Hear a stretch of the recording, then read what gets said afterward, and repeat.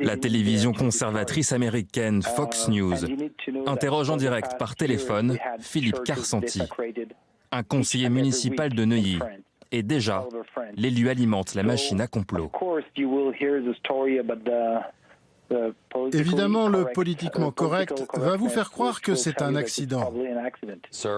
Monsieur, on ne va pas commencer à faire des spéculations sur les causes de quelque chose qu'on ne connaît pas. Je dis simplement que... Si vous avez des informations, donnez-les.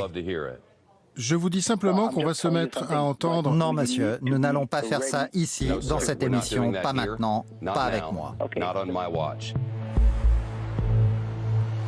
Philippe Carsanti n'est pas le seul politique à s'être engouffré dans la brèche complotiste. Nicolas Dupont-Aignan s'y est aussi aventuré. J'ai des Parisiens qui m'ont dit « Vous qui avez la parole, est-ce que vous pouvez dire notre indignation et notre volonté d'en savoir plus? Est-ce un accident?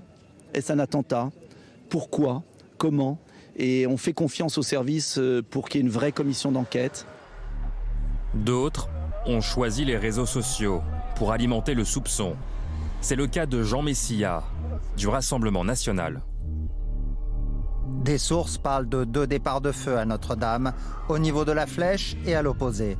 Si cette information était confirmée, la thèse de l'accident, avancée comme une quasi-certitude par nombre de médias dès le début, alors que personne n'en sait rien, deviendrait bancale. Parmi ces sources, le site d'extrême droite, Français de souche. Sauf que rien ne prouve à l'image qu'il y avait 2 départs d'incendie.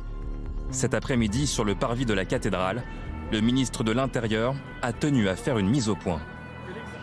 Nous avons aujourd'hui près de 50 enquêteurs qui sont mobilisés et nous étudierons tout. Et toute la vérité sera faite. Mais on n'est pas responsable politique quand on se complaît dans le complotisme.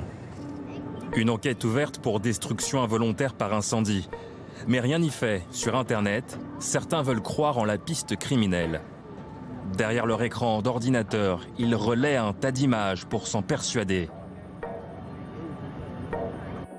Comme cette vidéo de la télé espagnole, que les médias français auraient, paraît-il, dissimulé. Cet homme en gilet jaune et casque blanc serait suspect. En réalité, avec une image de meilleure qualité, ses manches rouges ne laissent place à aucun doute. C'est un pompier, très vite aidé par ses collègues.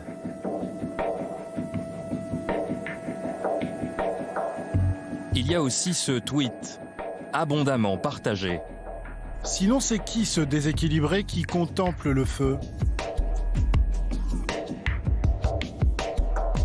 Ce déséquilibré est une statue sur les toits de Notre-Dame. Les réseaux sociaux, à nouveau théâtre du déferlement complotiste, dans lequel les identitaires accusent d'emblée les musulmans d'être à l'origine du drame. Et les Gilets jaunes voient dans l'incendie une drôle de coïncidence, juste avant le discours attendu du président Macron. Une cathédrale du Moyen-Âge qui brûle à l'âge des fake news. C'est l'autre drame de Notre-Dame.